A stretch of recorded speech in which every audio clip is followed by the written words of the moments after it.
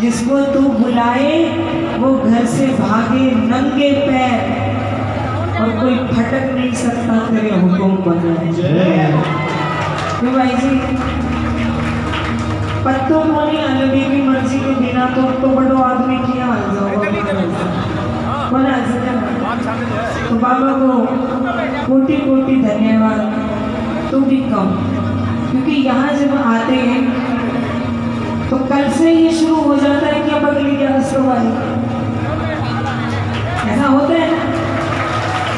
कल सवेरे यहाँ से जाते टाइम से ना अगली 1100 कब आएगी मैं कब वापिस आऊँगा, क्योंकि यहाँ से जो नशा लेकर के शाम प्रेमी जाता है उसके सहारे एक महीना बड़े आनंद में अपने जिंदगी को काट लेता है।